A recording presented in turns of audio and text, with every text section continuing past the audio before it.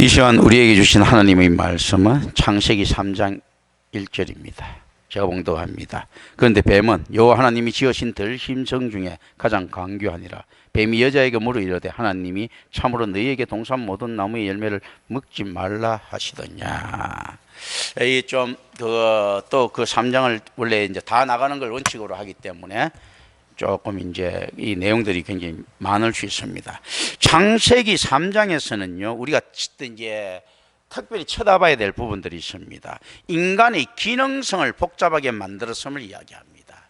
인간이 가지고 있는 하나님께서 허락하신 단순한 기능들, 사실은 단순한 것들은 아니죠. 생육하고 번성하는 기능들이나 그들이 다스리는 기능들이 단순한 것이 아닌데, 실제 이 안에서 누룩들이 들어가면서 복잡해지기 시작합니다. 진리가 단순한 것은 결코 아니지만 누룩들이 들어가면서 훨씬 더 현혹시키는 모습들이 있죠. 그러니까 기능이 복잡해진다는 것은 그 좋은 의미로 해석하기는 힘듭니다. 원래 있는 원기능을 잘못 오도하고 있는 부분들이 있다는 것을 우리는 좀 생각하고 봅니다. 아룸, 이때 아룸, 강교한 할 때 아룸인데요, 이 아룸이란 말은 강교한이고 영리한의 두 가지 뜻으로 해석되는 용어들입니다. 그래서 우리가 복잡한 기능 속에서는 어떤 것들을 찾을 수 있습니까? 야, 이게 우리에게 유익하다 하는 건 잘못하면 유익가. 아니, 이거는 잘못된 그 형태, 그거 버그라고 하는, 이건 버그 아니야 하고 하는 이런 양쪽이 다 나타날 수가 있는 거죠. 뭐 그 기계 버그가 일어났을 때 어떻게 보면 안 되는 기능들이 막 나타나죠. 이거 뭐 유익합니까? 실질적으로 이제 복잡해지는 것들입니다. 이제 이런 것들을 좀 생각합니다. 그러니까 아룸은 강교한, 영리한 이 두 가지 뜻으로 해석되는 용어입니다. 그런데 뱀은 하나님께서 주신 좋은 것을 잘못 사용하고 있다. 이 아룸을. 잘못 사용하고 있으니까 강교한으로 사용하고 있는 것이죠. 영리한이 아니고. 그리고 벌거벗음, 이 어느 위들이 나오죠. 아룸 나오듯이 강교한, 벌거벗음은 에롬입니다. 그래, 강교한과 영리함, 이건 언어 유의가 나옵니다. 성경은 벌거벗은 것을 모르는 상태를 뭐로 지칭하는가 했을 때 영리함으로 이야기합니다. 지혜. 그들이 벌거벗음을 부끄러워하는 상태를 강교한 것으로 여깁니다. 뱀은 오늘 본문에서 여호와 하나님이 지으신 들짐승 중에 하나로 말해지고 있습니다. 이것은 이제 뱀이 특별히 가난, 풍요제의 상징이다라는 것. 그리고 많은 곳에서 보면 뱀이 신격화되고 굉장히 이런 부분들이 고대 세계에 충만했죠. 오늘날에도 뭐 그런 경향들이 있죠. 뱀을 두려워하면서 좀 숭배하는 이런 것들. 이거 들짐승 중에 하나다. 단지 이제 요 안에서 이중적인 것들이 있습니다. 뱀이 실제로 너희들이 숭배할 만큼 뱀에는 힘이 있어 보이죠. 또 전설의 뱀들이 있죠. 우리 안에 볼 때 실제 뱀을 만나면 아무것도 아닌데 막연한 두려움, 공포, 그리고 전설에 보면 뭐 굉장히 엄청난 큰 이묵이라든지 또 뭐 용이라든지 이런 개념들을 이렇게 쭉 가지고 있단 말입니다. 실제로. 그런데 실제 이 모든 것들, 이 두려움을 가지고 있는 이 모든 것들에부터 너희들이 벗어나지 않으면 어떻게 됩니까? 강교함으로 간다. 실제 그렇지 않습니까? 인간이 다스려야 될 것들을 다스릴 때 지혜죠. 영리함이죠. 그런데 인간이 다스려야 될 것한테 지배당하면요, 이건 어리석음이죠. 그래서 실제로 강교한 상태는 어리석은 상태입니다. 묘하게. 이게 왜 강교한가 했을 때 바둑에도 이런 말이 있죠. 묘수 3번이면 진다. 이게 굉장히 묘수가 나올 만큼 상황이 안 좋다는 이야기거든요. 묘수를 내야 될 만큼. 그러니까 실제 강교한 것을 정말로 안에서 강하고 완벽하다면 강교함이 필요가 없죠. 정직함과 현명함만 있으면 되는데 강교한 수법을 써야 될 지경이랄 것 같은 사면초가에 몰리는 것들이죠. 그래서 실제 우리가 세상에서 어떤 것들을 만날 수 있습니까? 하나님을 만나지 못한 상태에서 또 어떤 하나님을 믿는 사람들도 계속 자기가 어떤 게 뭐 기복신학에 유지하고 점을 쳐서 자기 운명을 알아보려고 하고 또 막 제사를 지내서 굿을 내서 하려고 하고 이런 것들이 이걸 갖다가 강교한 어리석음하고 이렇게 관계가 있는 것들입니다. 실질적으로 정통으로 가면 되는데 니들이 다스려야 될 것에 고개 숙이면서 더 나빠지는 이것들을 이야기하고 있습니다. 그리고 이제 우리가 생각해야 될 것이 있습니다. 아담이 먼저 유혹당했더라면 사탄의 괴계가 성공하기 힘들었을 것이다. 왜냐하면 아담의 신학이 하의 신학보다 더 정순했을 것이다 라고 생각합니다. 그래서 하의 잘못은 1차적으로 그의 부족한 신학에도 불구하고 뱀과 더불어 논쟁했다라는 것, 오늘날 많은 사람들이 여기에 노출되어 있습니다. 어떤 식으로 이야기를 합니까? 자기 부족함에도 불구하고 진하게나 지금 신학을 가지고 신앙을 지금 이야기하려고 하는, 이렇게 편만하게 이 땅에 깔려 있죠. 이런 것들을 우리가 좀 생각을 해야 됩니다. 그래서 이걸 가지고 뭐라고 이야기하는가 하면 이게 이제 1차적인 범죄다라고 봅니다. 하나님께서는 이제 단 한 가지만을 제한시켰는데 뱀은 하나님의 의도를 과장합니다. 그런데 자기 입으로 은근히 뉘앙스만 던지는 거예요. 야, 정말로 그렇게 하라고 했어? 그거 안 했다 소리는 아닌 거예요. 자기는 그 거짓말을 안 하는 거예요, 실제로. 그런데 실제로 그 거짓말 유도하는 거죠.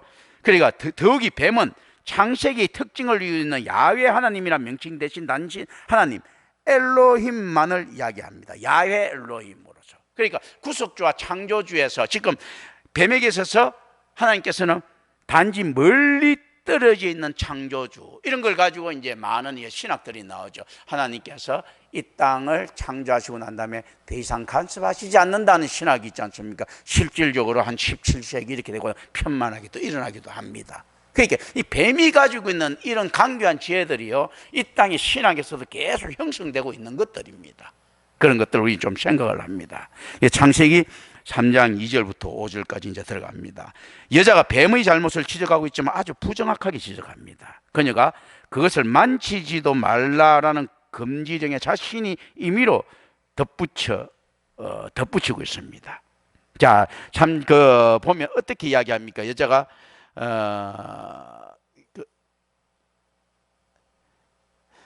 그 동산 중앙에 있는 나무의 열매는 하나님의 말씀에 너희는 먹지도 말고 만지지도 말라 너희가 죽을까 하느라 하셨느니라 하면서 말이 좀 이렇게 과장 형용 좀 덧붙여지게 가지고 있어요. 실제로. 실제 이때 덧붙이는 데는 아주 큰 무리가 없는 것처럼 보일 수가 있어요. 말씀에 누룩이 들어가면요, 오히려 더 그럴듯하게 보일 수가 있습니다. 만지지 말했는데 뭔지 모르지만 만지지 말라는 뜻을 하나님의 의도를 자기가 정확하게 뭔가 해석하는 듯한 느낌을 지금 가져다 주는 거죠. 만지지 말라 했으니까 먹지도 말라, 못 만지는데 어떻게 먹느냐, 보면 굉장히 이제 그 과정, 하나님께서는 먹지 말라 했는데 먹지 말라 하면 그것도 만지지도 말아야 되고 해서 이렇게 말도 안 되는 주저리를 하고 있는 겁니다. 따먹지 말라 했는데 만지지도 말라 했다, 이렇게 있지 않습니까? 이런 식으로. 그러면서 하나님을 굉장히 강력한 제재를 가지고 있는 것처럼 이야기를 하면서 또 자기 말에 대한 풍성함을 막 더하고 있습니다. 그러니까 실제로 어떻는가 하면 뱀이 자기를 유혹하게 따먹게 시키는데요, 자기가 따먹어야 될 당위성을 이 하와가 오히려 설명하는 꼴이 되고 있습니다. 그래서 지금 이단으로 가면 어떤 식으로 변하는가 하면 대부분 다 이렇습니다. 처음에는 이단을 가지고 있는 문선명이나 이런 놈들, 이만이나 이런 놈들한테 안에서 그 말이 현혹당할지 몰라도요, 현혹당하니까 앉아있는 놈이 밖에 나가 이야기할 때는 문선명이보다도 이만희보다도 더 똑똑하게 전도합니다. 더 잘 붙여갖고 이렇게 전도하는 거죠, 보면요. 그런 것들이거든요. 그래서 실제로 자기 의도가 들어갔을 때 훨씬 그럴듯하게 이렇게 붙이는 그 이단들이 많다라는 겁니다. 그래서 실질적으로 보면 이단의 원래 창시자들은 좀 무식해. 그런데 그 뒤에 보면 뛰어난 놈들이 나오죠. 그렇지 않겠습니까? 이제 이런 부분들이, 왜냐하면 이 덧붙임에서 나오는데 그게 뛰어난 것이 아니고 이것은 더 강교함이죠. 더 어리석음으로 가는 것들이라는 것을 우리는 좀 생각합니다. 그리고 이 왜곡했다는 자체가 이미 여자의 마음이 뱀한테 기울어져 있다는 겁니다. 그리고 너희가 결코 죽지 아니하리라는 뱀의 선언에는 이중뜻이 있습니다. 뱀은 여자에게 단지 만지는 것으로는 죽지 않는다는 것을 이야기합니다. 그리고 뱀은 여자의 어리석음을 교묘하게 이용해서 자신의 거짓말을 은폐합니다. 자기는 거짓말한 거 없어, 만지는 것 갖고 죽지는 않는다. 그게 절반의 진실을 던지는 교회가 사탄의 계계라는 겁니다. 예수 그리스도를 이야기하죠. 하나님을 이야기를 하죠. 그런데 그 하나님은 다른 하나님이에요. 그런데 하나님이야, 그냥요. 그러니까 이거 절반의 진실들을 이야기하고 있습니다. 여자는 그 나무를 좋게 봅니다. 이것은 창세기 1장의 반복구인 하나님이 보시기에 좋았더라를 반영하고 있습니다. 자, 히브리어로 보면요, 보다가 라아예요. 라. 죄도 어떻는가 하면요, 라아예요. 라. 뭐 죄에 대한 여러 가지 용어가 있지만 라아 할 때 뭐 아자 있지 않습니까? 여기 이제 몸이 조금 달라요. 다르지만 어쨌든 발음은 정확하게 똑같아요. 보다 라. 죄도 라. 그래서 실제로 이 라 보는 것이 어떻게 사용되는가 하면요, 나중에 함이 노아의 하체를 보았더라 할 때 이 라가 들어가 있습니다. 이 라에는 그래서 어떤 것들을 우리가 좀 상상할 수 있는가 하면요, 가나안의 풍요 의식들, 음란한 의식들이 좀 안에서 들어가 있습니다. 음란한 의식들. 그러니까 실제로 그거 어떤 것을 보느냐 했을 때 그 원래 농경 사회로 가면서 굉장히 그 음란해지기 시작하는 거죠. 그 실질적으로 그 라 할 때 자기 아비 하체를 보는 그 라, 그 아비 하체를 보면서 어떤 거 견줍니까? 자기 자기 엄마의 그 지압이 되는 것보다 자기 우월성 같은 거, 이런 라. 그리고 자기 엄마도 자기가 취한다는 이런 라들, 뭐 이런 것들이 좀 들어가 있다. 이거는 의미적인 겁니다. 딱 이제 생각을 하는 겁니다. 나중에 결국 이제 노아 시대 때 이제 그걸 또 내가 만나게 될 것인데요. 창세기 2장의 사람을 이끌고 갈빗대를 취하신 분은 하나님이십니다. 여기서는요, 여자가 실과를 땁니다. 그래서 사람에게 다른 기능을 첨가시키려고 하고 있습니다. 이 다른 기능이라는 건 뭡니까? 선악에 대한 기능이죠. 그래서 하나님께서 이미 더 좋은 선악에 대한 기능을 주셨는데 이 아들이 그 훨씬 더 열등한 선악을 첨가시키려고 합니다. 다른 기능. 어떤 면에서 살펴볼 때 이 관리자가 지혜를 구하는 것은 악한 것으로 볼 수도 없다. 그런데 우선적으로 하나님의 말씀을 변형시킨 그들의 거짓은 악했다. 이거 거짓은 악했는데 지혜자가 자 성과 지혜를 막 구하고 있어. 이건 악한 것으로 볼 수가 없는데, 이제 첫째로 1차적으로는 그건 악했고, 또 뭐가 악합니까? 지혜를 구할 수 있었으면 좋겠는데 실질적으로 얻은 게 없어요. 야들은 안 따먹는 상태가 훨씬 더 지혜로운 상태인 거예요. 그래서 그거는 어리석음으로 들어간 탐욕. 그래, 관리자가 탐욕이 들어가면 지혜가 상실되는 것들이 있죠. 눈먼다 하죠. 권력을 쥐게 되면 눈먼다 하죠. 재물이 많아지면 눈먼다 하죠. 이 성과 악이라고 하는 이 금단의 열매, 이 권력이라는 이런 것들이 들어가면 현명했던 사람들도 눈이 멀죠. 자식을 놓고 나면 또 눈이 멀죠. 자식이 막 소중해지면 뭐 이런 것들, 이상하게 뭔가가 들어오면 이런 것들이죠. 눈먼 이 상태를 갖다가 우리는 좀 이렇게 생각하면서 성경 DNA를 가져갑니다. 저는 이제 이게 지금 신앙과 신학적인 노선들을 던지는 거예요. 성경 보는 방식들을. 아담의 죄는 은밀한 의미에서 하와의 죄와 다릅니다. 그는 뱀과 신학적인 논쟁을 하지도 않았고 하나님의 말씀을 곡해하지도 않았습니다. 그러나 그는 하와를 따라 불순종의 행위로 뛰어든다. 이 교회와 성도의 개념에서 제가 적었죠. 잘못된 성도를 따르는 교회 공동체나 잘못된 교회 방침을 따르는 성도나 결국 자신의 결정은 자신이 최종적인 심판을 받아야 된다는 거죠. 이 신앙은 하나님의 은혜의 소산이지만 하나님의 은혜는 어디서 확인되는 것일 때요, 묘하게도 자기의 결정과 자기의 실천에서 확인됩니다. 그래서 어느 교회에 헌신됐는가는 굉장히 중요한 일들입니다. 그러니까 하와 그 아담은 얼마든지 선택의 여지가 있었어요. 하와를 따를 것인가 하나님을 따를 것인가 이 여지가 있었는데 하와를 따른단 말입니다. 그 왜 그러는가 하면요, 안에서 뭐 의리 뭐 어쩌고 이거 다 좋습니다. 뭐 대형교회에서 오랫동안 근무한 사람, 뭐 그 다니던 교인들, 뭐 또 안에서 아유 내가 우리 뭐 집안에 누가 목사로서 다니는 있지 않습니까? 의리 따라갔든지 뭘 따라갔든지 이건 전혀 용납되지 않는다는 겁니다. 아유 내가 조선시대에서 태어났으니까 내가 그때 예수를 뭐 그때 우리 뭐 기독교도 안 들어와서 이거 안 통한다는 거예요. 안 들어오면 기독교를 종교의 시작 가지고 찾아야 된다. 개념적으로 이런 것들이거든요. 따르면 이거는 안 된다는 거예요. 이에 그들의 눈이 밝아집니다. 자신들의 몸이 벗은 줄 알고 무화과 나무 잎을 엮었습니다. 흥미로운 것은 무화과 나무가 다산과 풍요의 상징이 되고 있다는 것이다. 실질적으로요, 이게 이들이 가진 하나님의 눈을 속이려고 하는 이 풍요가 있더라는 거죠. 다산이 있더라는 거죠. 그래서 참 묘한 것입니다. 생육하고 번성하라, 땅에 충만하라는 것은 하나님의 은혜가 맞지만 나중에 우리는 어떤 존재가 되고 맙니까? 하나님께서 인간의 있지 않습니까? 후손을 인정 안 하는 사건들이 일어납니다. 어떤 사건입니까? 할례죠. 생식기 절단 사건이죠. 그러니까 인정 안 하는 거예요, 묘하게. 생육하고 번성하라 해놓고 난 다음에 할례 생식기 자르는 사건. 자, 세례 그거 죽이는 사건. 죄로부터 죽고 의로부터 사는 사건인데 뭐 전적 타락의 죄인이 죄로부터 죽으면 다 죽는 거죠. 그래서 네 새끼 없는 사건도 되지만 실질적으로 더 이상 생식하고 번식할 수 없는 이런 의미론적인 사건들이 나타납니다. 그런데 그래서 어떻게 나타난 것일 때 나중에 보면 창세기 3장 15절에 나오죠. 여자의 자손이 이제 오늘 뒤에 나올 거지만 그거 예수 그리스도를 통해 갖고 전부 다 여자의 후손이 그 사람을 놓을 것이라고 됐는데 할례 받은 자가 어떻게 예수를 놓을 수 있습니까? 생식기가 없는데. 그러면 예수는 구세주는 어떻게 탄생하는 겁니까? 인간이 생식기를 통해서 탄생하는 겁니까? 하나님의 은혜를 통해서 탄생하는 것인가? 이런 제안들을 성경은 던져주고 있는 겁니다. 어떻게 탄생하는 것인가? 다산과 풍요는 하나님이 명하신 바를 수행하는 것이나 고대 세계에서는 바알과 같은 신을 음란하게 섬기는 원인이 되기도 합니다. 그래서 이때 치마라고 번역되어진 본문이 하고로트는 다른 곳에서는 허리띠를 의미하는 데 사용되어집니다. 그래 치마에 대한 통상적인 히브리 용어는 에조로다. 따라서 이러한 용어는 그들의 옷에 대한 빈약함을 나타내고 있습니다. 그리고 그들은 자신들의 능력으로 자신들이 수치를 가질 능력도 없었다. 그래서 하나님께서 실제로 가죽옷을 지어 입었었다 할 때 이 가죽옷은 여러 가지 의미들을 가지고 있다면서 이제 풍류적으로 해석할 수 있습니다. 그러니까 그 가죽은 동물의 피를 필요로 하죠. 사실은 뭐 그렇게 이제 피가 동반된 것들 뭐 이런 것들이 자기 수치를 가려준다. 그래서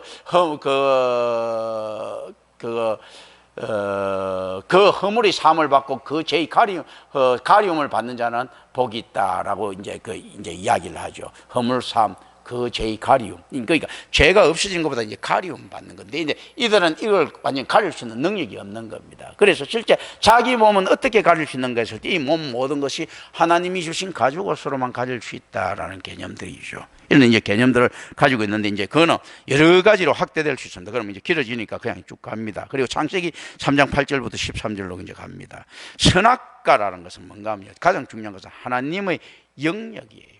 금지로부터 시작되는 그 영역들. 성경이 가는 데까지 나가고 성경이 멈추는 것처럼 멈추라 할 때 멈추는 그 지점이에요. 그럼 또 다시 하나님께서 불리면 또 끝까지 나아가야 돼요. 그렇다면 어떻게 되는가 하면 생각할 때 선악과는 이들이 더 성숙했을 때 먹을 수 있었을 것이라는 겁니다.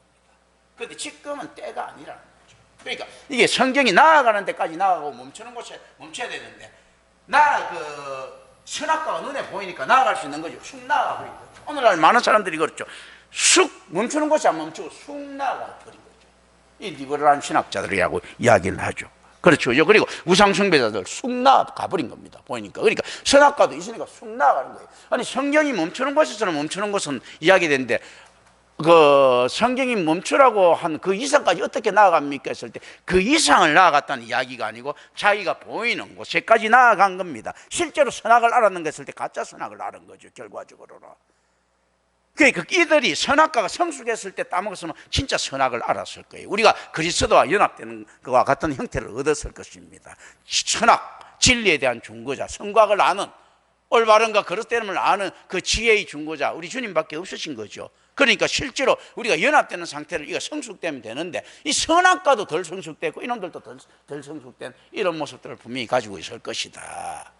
이제 그런 것들. 그러니까 뚝 잡을 수가 있는 겁니다. 선악과가 완전히 성숙됐다면 이제 이 의미예요. 이것도 제안드립니다. 가설드리고요. 선악과가 완전히 성숙돼가 정말 선과 악에 대한 분별력을 제공할 수 있었다고 할 것 같으면 이들이 손이 미치지 않는 곳에 있었을 것이다. 그러니까 같이 키워야 되는 거죠. 그 선악과, 원래 선악과는 하늘에 있겠죠. 하나님 그거죠. 이게 요한계시록에 이야기하는 7교회가 천국에 있는 천상의 7교회를 갖다가 지상의 7교회가 이제 예표하고 있다고 이야기하는 식으로 진짜 선악의 개념들은 하늘에 있는 것들이 있을 수 있고 이것도 제안들이에요. 자, 그러면 밑에 있는 것들은 어떻는가 하면 거기에 대한 이제 예표로서 있을 수 있는데 이게 더 성숙했을 때 같이 상승했을 때 먹어야 됐을 것이다. 그 함정파고 기다리는 것이 아니고 같이 성숙하는 것. 선악과도 성숙해야 될 것이고 이것도 이제 인간도 같이 성숙을 했어야 되겠죠. 그죠? 이런 것들을 좀 생각을 합니다. 죄의 결과는 죽음입니다. 그리고 죽음은 하나님과의 관계가 끊어지는 것입니다. 이 하나님 앞에 죽을 수는 없어요. 그런데 어떤가 하면 하나님 생명의 하나님이라 했을 때 이 죄의 죽음이라는 것은 심판의 하나님이 결정의 결과이기 때문에 그 반드시 죽는다는 건 죽은 거예요. 그리고 영벌도 또 영벌이 개념이에요. 영생도 영생의 개념이고. 그런데 이제 뭐 나중에 결국 이야기하겠지만 죽음이 어떤 면에서 굉장히 그 하나님이 자비가 들어간 것이다. 실제로 어떤 거면 1차적으로 보면 인간이 하는 이 모든 고통으로부터 벗어나는 방편이기도 하고요. 또 뭔가 뭐 죄를 끊는 하나의 방법이기도 하다. 근데 우리 죽음을 통해서 그리스도가 개입될 여지가 있다라는 이런 이제 개념들을 이제 가지고 있습니다. 그래서 사실은 죽음은 가장 큰 은혜 중에 하나의 개념들도 좀 가지고 있습니다. 바람이 불 때 루아흐 하이요음이라고 합니다. 루아흐는 바람을, 요음은 날입니다. 뭐 한 날, 두 날, 날이죠, 그죠? 이제 아카드 전문 용어는요, 날로 번역되는 요음이라는 단어를 폭풍이라는 의미로도 사용하고 있습니다. 그래, 아카드에서 이 용어는 심판의 폭풍 가운데 임하시는 신과의 관계 속에서 사용되고 있다. 그럼 우리는 이제 다음과 같이 이것도 제안들이에요. 번역할 수 있습니다. 그들이 폭풍 가운데서 동산에 거니시는 여호와의 고함 소리를 들었다. 왜 내가 이 번역을 하다 뚝 안에서 집어여 주는가 하면요, 아니 왜 하나님이 목소리를 맨날 들었을 건데 아담과 하고 그렇게 겁을 먹었을까 했을 때, 이제 만약 이렇게 번역될 수 있다면 왜 아담과 하고 숨어 있는지에 대한 좀 더 적극적인 해석이 된다는 겁니다. 그런데 우리가 이 해석을 따라가서는 안 돼요. 왜냐하면 하나님께서 막 폭풍 가운데 막 이렇게 요함이 막 폭풍을 갖다 의미해 갖고 이렇게 해석할 수도 있다는 겁니다. 그런데 이 폭풍이란 개념은 어떻습니까? 날은 날인데 우리가 이제 이렇게 해석하는 것이 맞죠. 어떤가 하면요, 죄를 지은 도둑이 시발 저리는 모습들을 가지고 있다는 거죠. 그래서 하나님의 인자하심이, 하나님의 공의로우심이 택자들에게는 어떻습니까? 영생을 인도하는 자비함이죠. 유기된 자들에게는요, 영벌로 인도하는 냉혹함이죠. 이때 이 폭풍이 있지 않습니까? 이거 느낄 수 있는 폭풍의 개념들은 우리는 좀 생각합니다. 그런데 아카드에서 이렇게 번역될 수 있다는 것은 우리가 상식적으로 알 필요가 있다. 그러니까 실제로 이들은 진짜로 이렇게 느낌을 받을 수 있었던 겁니다. 그런데 이들이 하나님께서 찾기 전에 자기 죄를 고백하는 형태를 가지고 있는 겁니다. 보면요, 자기 죄를 자기가 고발하는 형태를 가지고 있습니다. 그래서 정통의 세계는 하나님께서는 항상 똑같은 모습으로 찾아오시지만 하나님에 대한 죄인의 본능적인 두려움과 부끄러움이 자신을 숨기고 가리게 된다라고 이제 이렇게 됐는데, 이거보다 좀 더 적극적으로 좀 갈 필요가 있죠. 아까 말대로 실질적으로 어떤 건 자기가 자기 자신을 고발한다는 개념들, 이게 훨씬 더 신학적으로 좀 더 세련되고 적극적인 개념입니다. 진짜 거니시는 할라크라는 용어는 나중에 이스라엘의 성수에 하나님께서 임재해 계시는 것에 대하여 사용합니다. 그래서 실제로 이 할라크라는 말이 있지 않습니까? 탈무드에다든지 이거 뭐 할라크 뭐 이런 거 있어요. 이게 할라크, 이제 걷는 거 있잖아요. 하나님이 임재에 대해서 이제 사용됩니다. 이 할라크 할 때 동산에서 하나님께서 거니시는 것은 이례적인 것이 아닙니다. 그런데 남자와 그의 아내의 반응은 이례적이다. 그들은 동산 나무 사이에 숨습니다. 하나님께서 사람을 바라보도록 창조하신 나무가 이제는 하나님이 보지 못하도록 숨는 곳이 되어버렸다. 그래서 실질적으로 이게 그냥 뭐 이 안에서 의미로 끼워 맞추는 것인가 그런 것들이 아니죠. 지금 인간은 어떻습니까? 이 자연에서 발치한, 일반 원총에서 발치한 과학적인 기술을 가지고 하나님께 도전하려고 하고 있죠. 그래 하나님을 숨기려고 하고 있죠. 하나님을 못 보게 하려고 하고 있죠. 과학의 이런 능력을 가지고 실제 이런 거, 이 지금 이 자연 지물을 지금 이용하는 아담과 하의 모습이 오늘날 강물 자원을 이용하는 인간의 모습과 뭐가 다릅니까? 이 지금 과학적인 방법으로 지금 숨고 있는 거예요. 과학적인 방법, 이렇게 하면 안 보인다 뭐 이런 식으로 있지 않습니까? 이 왜 과학적인 방법입니까? 하나님께서 뭐 지금 다 보신다는 개념을 벗어나 갖고 햇빛을 가린다는 개념을 가지고 있죠. 과학적이지 않습니까 이거요? 그 작용을 하죠. 빛이 오는 걸 차단하는 개념, 과학이잖아. 보는 걸, 시야를 차단되는 개념이 과학이에요. 과학. 지금 이 안에서 그냥 일반적으로 안에서 생각하지 말고 이 본능은 이 과학하고 연관이 되어 있는 거예요. 이 과학이지 않습니까? 이게 이렇게 해갖고 안 보인다는 것이 우리가 볼 때 당연하지만 이 과학이잖아요. 고체를 못 뚫는다 뭐 이런 거 있지 않습니까? 우리 눈으로는 뭐 이런 거 과학이 있죠. 지금 그 과학이 지금 적용되고 있는 겁니다. 하나님을 갖다가 상대하는 데 있어서. 그래서 소송 절차의 관점에서 이 장면은 하나님의 신문에 해당되는 장면이 등장합니다.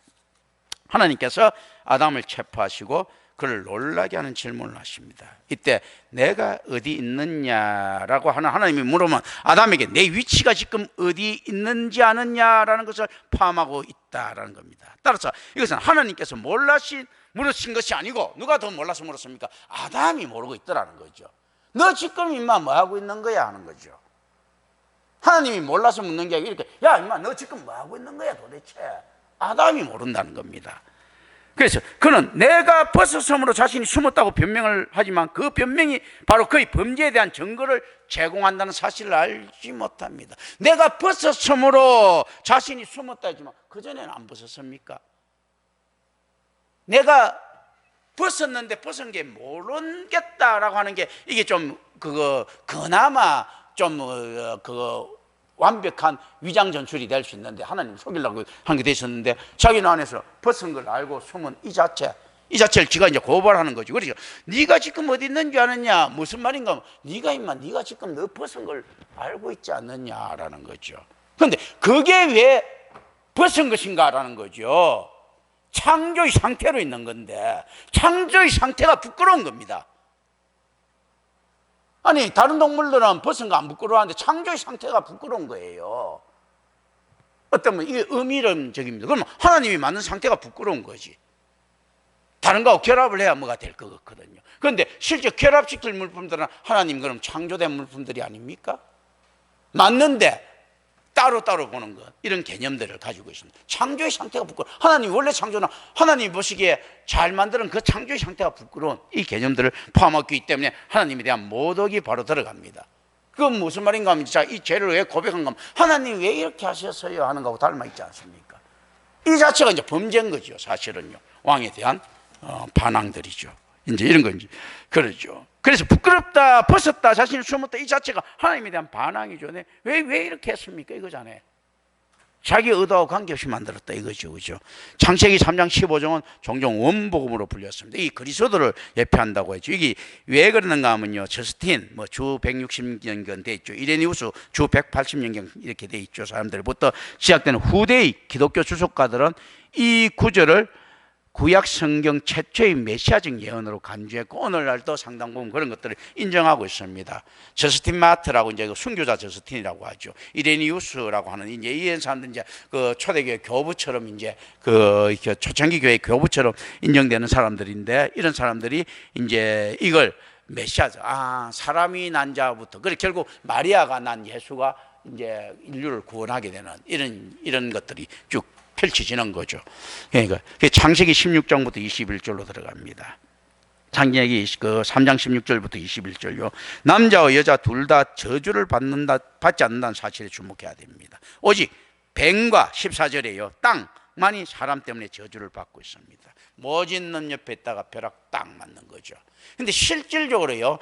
자, 뱀과 땅이 저주받았다는 사실은 굉장히 중요합니다. 땅은 앞으로 이들이 살아가야 될 터전이 되는 겁니다. 뱀이라는 것은요, 덜짐승을 나타내고 있기도 하고, 땅에 대해서 또 어느 부분에 유익을 줄 수 있는 자들 될 수 있기도 합니다. 그러니까 실질적으로 어떤 유익을 줄 수 있는 덜짐승전조차도 다 저주받은 것들 개념을 가지고 있습니다. 이거 의미입니다. 그냥 제가 던지는 거는 답보다도 현재 우리가 살고 있는 땅의 상태는 어떤 상태인가 할 때 인간의 반역의 결과다. 그래서 여기서 종말론적인 주제로 저자는 이끌고 있습니다. 회복될 땅, 새하늘과 새 땅은 종말론의 구조에서 우리가 중심적인 주제죠. 자, 그렇다면 하나님께서 이렇게 하시는 거죠. 자, 이 땅이 저주를 안 받으면 안 되는 겁니다. 왜 그렇게 했습니까?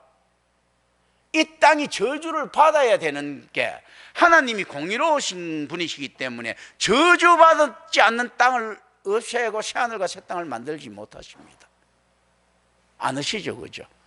죄인들을 갖다 죄인이기 때문에 구원하지 의인 구원하시려고 하시지 않거든요.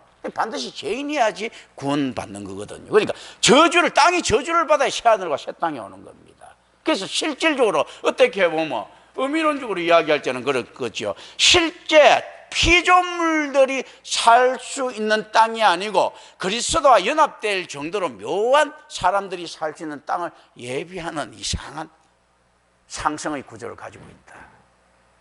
하나님이 놀라운 은총의 구조를 가지고 있다. 그 참 그 묘한 구조들입니다. 그래서 이 죄를 갖다가 사실은 나중에 결국은 구원받을 성도들에게 보면 이제 그거 의미적으로는 그렇죠. 죄가 우리한테 얼마나 유익한가, 솔직히. 뭐 죄 짓는 바람에 훨씬 좋아졌잖아요. 사실은 이제 이런 개념들을 좀 포함하고 있습니다. 하나님께서 여자에게 하시는 말씀 속에 두 가지 중요한 이슈가 언급됩니다. 그 이슈도 임신의 고통과 남편을 원하는 마음이다. 그런데 해산의 고통은 단순히 타락의 무익만을 상기시키는 것이 아니고 하나님 약속 안에 놓여 있는 소망을 상기시켜 줍니다. 그리스도의 출생이라고 하는. 그리고 남편을 원하는 마음이라고 할 때 많은 사람들이 이 뭐야 뭐 남편 요즘 뭐 그 나이 그 60 넘고 나면 그거 눈 떴다고 맞는데 남편의 뭐 그런 말들이 있지 않습니까? 그거 밥 3끼 먹는다고 뭐 40대 맞고 뭐 50대 뭐 어떻게 저 뭐 한테 뭐 그 맞고 또 뭐 60대 되면 눈 떴다고 맞고 뭐 이렇게 그게 남편인데 그리고 뭐 어떤 사람은 나만 있어 한다지 않습니까? 그 무슨 말인가 했더니 다들 신랑 먼저 가고 오는데 자기 혼자 신랑 있다고 한탄하고 있다는데 나만 있어. 그거 뭐냐 할 때 실질적으로 그런데 남편을 원하는 마음에서 우리는 달리 한번 봅니다. 우리가 어디 교회론 안에서 우리는 전부 다 신부된 사람만 있는 거죠. 신랑이신 그리스도를 쳐다봐야 될 필요가 있죠. 실제로 예수 그리스도를 원하는 마음 다 가지고 있는 이 구세주 메시아를 원하는 마음이 있지 않습니까? 그게 불교에서는 어떤 놈이 이걸 많이 가지고 있었어요? 원효 교는 이랬지. 남아미 탑을 하면서 동쪽에서 오는 아미타가 그거 자기를 구원해 주기를 원하는, 그러니까 이 메시아론이잖아요. 메시아론요. 이게 있는 거예요. 그 신랑되는 있지 않습니까? 이런 부분들이 있는 거예요. 브라만, 아트만 할 때도 그 어떤 것들입니까? 실제 대하 소화하면서 그 세상의 모든 것들이 브라만, 아트만 속에 들어갔을 때 하나 되는 일체감들, 남녀의 결합 상태를 가지고 있지 않습니까? 옛날부터 모든 이방 종교들도 역시 마찬가지입니다. 자, 하늘과 대지의 결합 이런 거 있지 않습니까?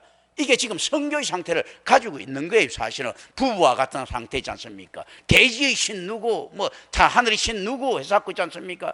뭐 풍요의 신 누구 해서 이렇게 하면서 쭉쭉쭉 어떤 건 남녀의 관계를 가지고 있는 거예요. 실질적으로. 그러니까 이게 뭔가 하면 구세주 메시아 사상하고 닮아 있더라는 거죠. 사실은. 그러니까 이게 실제 그리스도가 우리가 신랑 되신 그리스도죠. 그러니까 남편을 원하는 마음의 안에서 원래적인 거, 이거 모욕론적으로 이런 것들이 있지만 실질적으로 어떤 거면 그리스도에 대한 소망들이 담겨 있는 부분들은 분명히 있습니다. 그래서 이게 실제 이게 두 개 다 소망이, 임신의 고통이라고 할 거는 자기 신랑 될 자를 임신해야 되는 거예요. 묘하게 이제 의미입니다. 좀 더 이게 생각을 높이기 위해서 하는 거예요. 그리고 출산시킬 때 어떤 건 자기 신랑 된 자를 출산시키는 이 진정한 교회의 모습이죠. 그래서 예수 그리스도의 엄마 마리아가 나중에 보면 예수님 믿죠, 그죠? 그럼 예수 그리스도를 신랑으로 받아들이는 개념들을 가지고 있죠. 이런 개념들, 이런 거 좀 생각할 필요가 있습니다. 예, 그래서 실질적으로 어떤 도덕도 신앙 위에 설 수가 없습니다.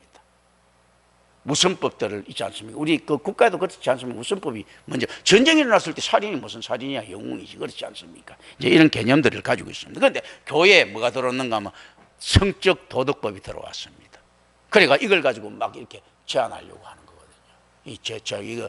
이거 그러면서 목사가 복음에 의해서 말씀에 의해서 평가되는 것이 아니고 세상 윤리 도덕에 의해서 평가됩니다. 교묘한 사태의 괴계들이 들어온 거죠. 성경은 그렇게 이야기하잖아요. 어떤 것들도 괜찮다는 겁니다.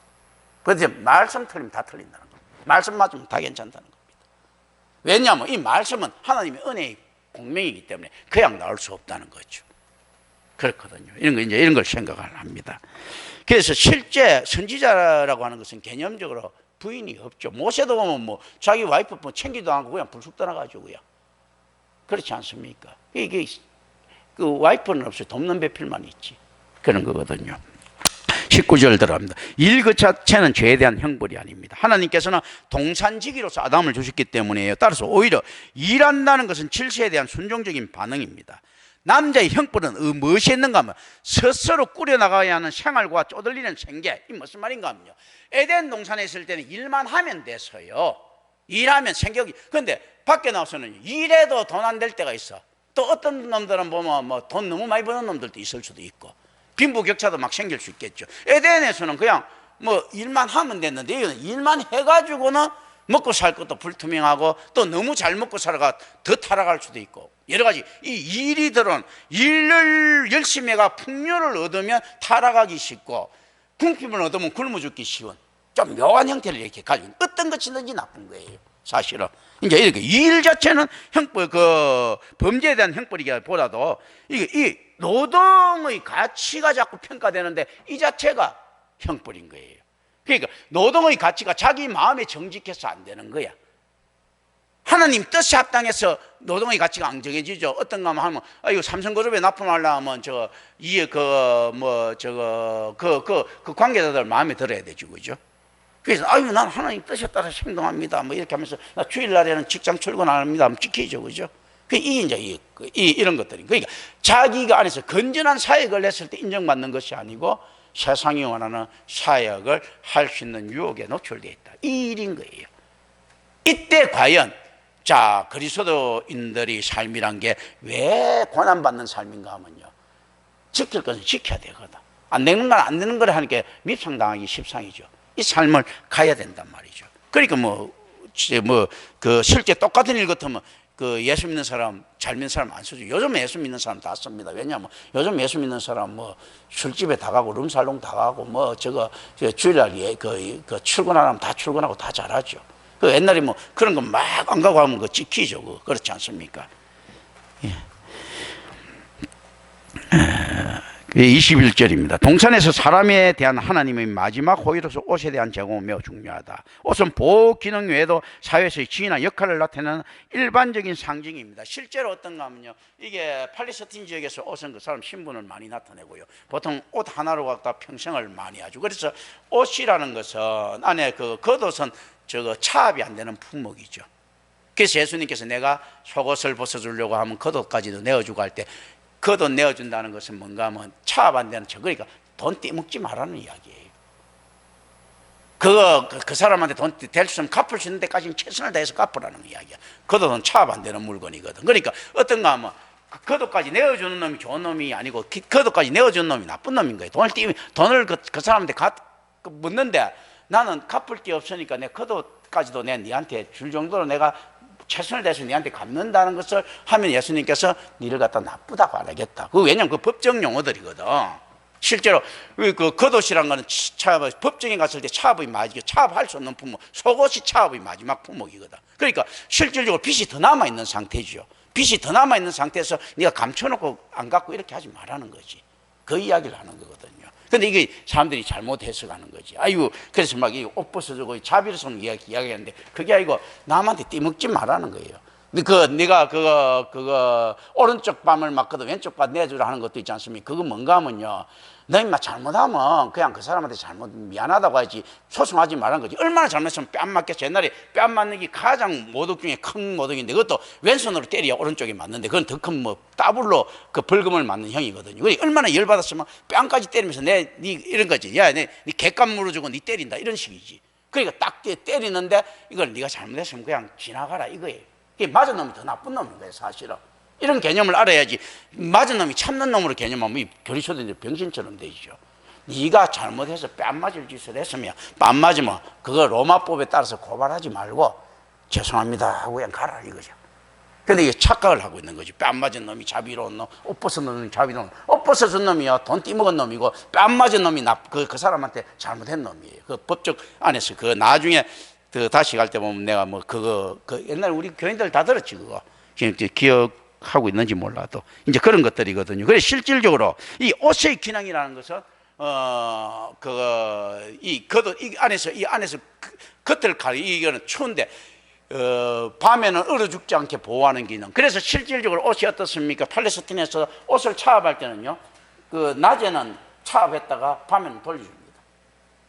요거 이제 성경에 그렇게 하라고 딱 나오지 보면요. 요런 옷들이. 그래서 요셉이 좋은 옷 입자 형들이 뻑간 거야. 이 새끼가 봐라.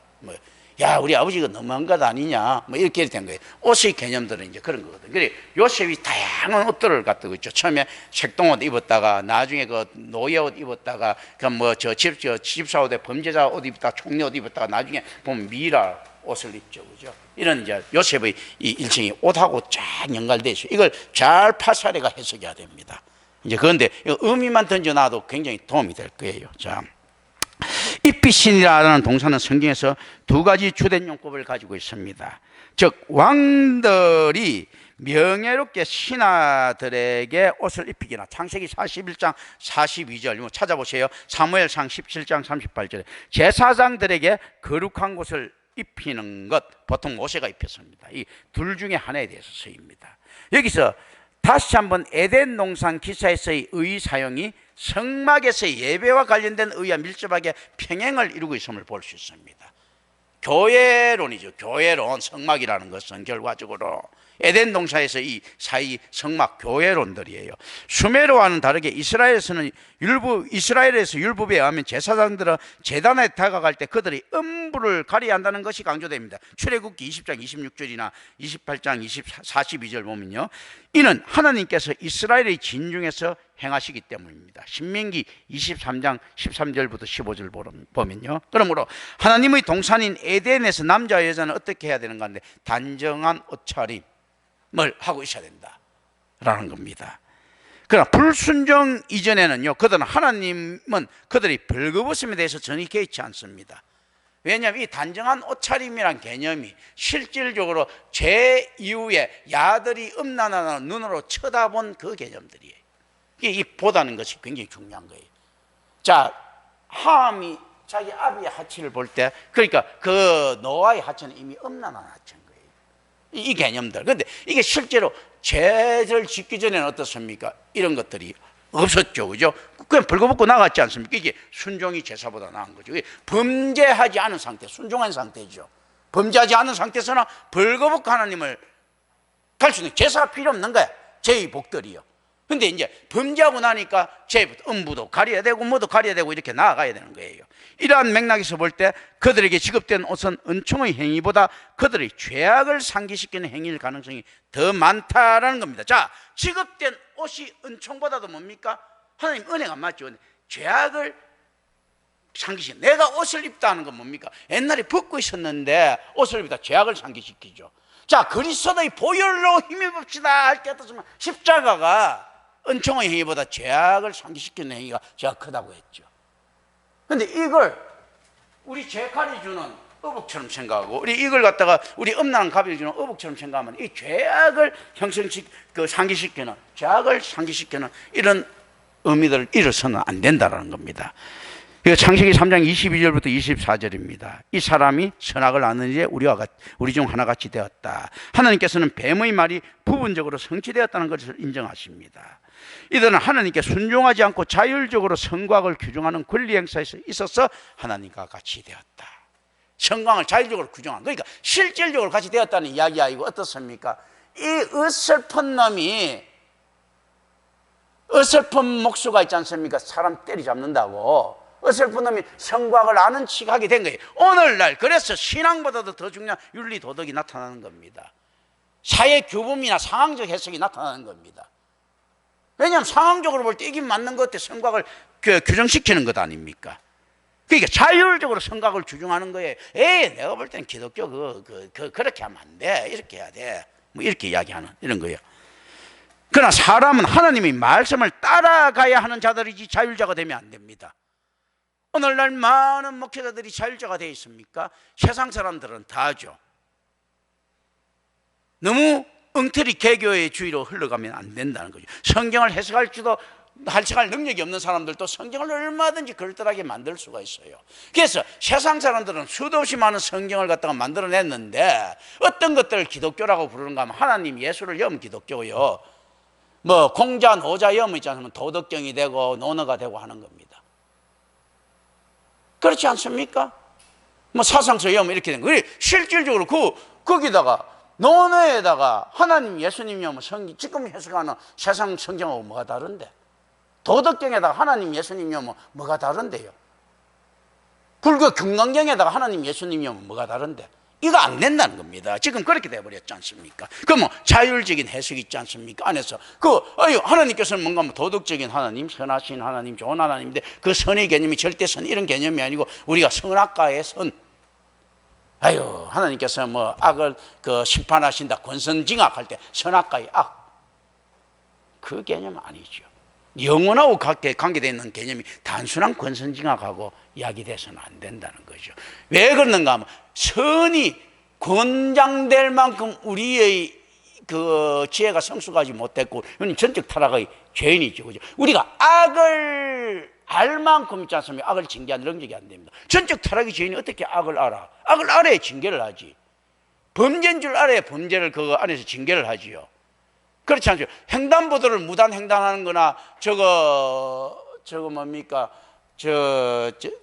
인도를 갖다가 횡단하는 거나 똑같이 여기는 어린아이한테 무슨 죄 개념이 있습니까? 똑같이 걸어간다는 개념밖에 없는데. 죄가 어떻게 전적 타락이 똥개가 똥을 모르듯이 죄인이 죄를 모르는 거예요. 그런데 어떻게 징악이 될 수 있고, 아니 전적 타락의 죄인이 선이란 개념을 모르는데 어떻게 선을 권장할 수 있습니까? 이 말이 안 되는 소리가. 근데 권선징악의 개념에서 이거 실제로 영생과 영벌 개념이 도덕론에서는 이제 막 제한되고 있는 거죠. 이제 그리고 또 실제로 이 권선징악의 개념에서 도덕론이 일어나고 있는 거죠. 이런 있을 수가 없다. 이것은 창조 질서에 대한 명백한 위반입니다. 인간의 행복은 하나님과 같이 되는 데 있지 않습니다. 하나님과 함께 거하는 데 있다는 것을 보여주고 있습니다. 그래서 실제 모세 오경에서 그 오경을 통해서 볼 때 이스라엘이 출애굽하고 난 다음에 가장 은혜로웠던 시기인가 언젠가 하나님과 거했던 시기가 언젠가 그래서 광야에서. 그래서 뭐 광야 교회 뭐 이런 것도 하나님 성막이 있지 않습니까? 하나님하고 거하는가 이 문제예요. 같이 되는 데 있지 않고 하나님하고 거하는 데 있는 거예요. 그러면 어떻는가 하면 기필코 있지 않습니까? 하나님 은혜가 우리가 그리스도와 연합으로 이끌게 되는 거죠. 교회의 개념이 하나님이 거하는 개념들을 가지고 있죠. 미신적인 개념이 아니고 실질적으로 저 우상적인 개념이 아닌 관계적인 개념에서 그러면서 있지 않습니까? 상승됨으로써 성숙함으로써 이렇게 하지. 우리의 성숙은 뭐하고 관계있습니까? 우리의 죽음에서 결판나죠. 잘 죽는 것, 이런 것들을 생각합니다. 그 의미들입니다. 남자 여자에게 내려진 죽음의 판결은 동상으로부터 그들의 추방과 생명나무로의 접근 금지로서 이루어지고 있습니다. 이 형벌은 모세 율법에 설정된 것과도 같은 형태를 보이고 있습니다. 출애굽기 31장 14절 이건 한번 볼까요? 출애굽기 31장 14절.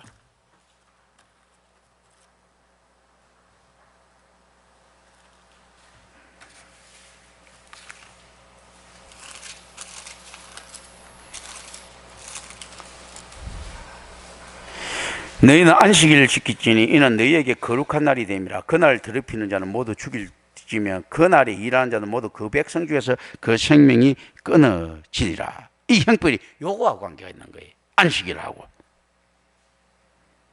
그 안에서 무엇인가 할 때 이 안식이 끊을 때 이게 이제 영생이 끊어진 이 형태가 어떻습니까? 교회와 하나님과의 관계가 끊어진 이거 있지 않습니까? 하나님께서 안식엔 이 부분하고 끊어진 이런 관계를 가지고 있더라는 겁니다. 그래서 올바른 교회를 만난다는 것은 회복의 한 방편이에요. 굉장히 중요한 것들입니다. 아담과 하와의 범죄는 그들이 추방되어야 한다는 출애굽 공동체의 모습을 보여주고 있습니다. 동산은 인류에게 제공된 원령적인 성막과 성전이라는 개념들이죠. 예. 이제 어쨌든 이제 다 또 3장은 다 끝났네요. 예. 기도합니다. 은혜로우신 아버지 하나님 감사합니다. 우리 주 예수 그리스도 이름으로 기도드립니다. 아멘. 찬송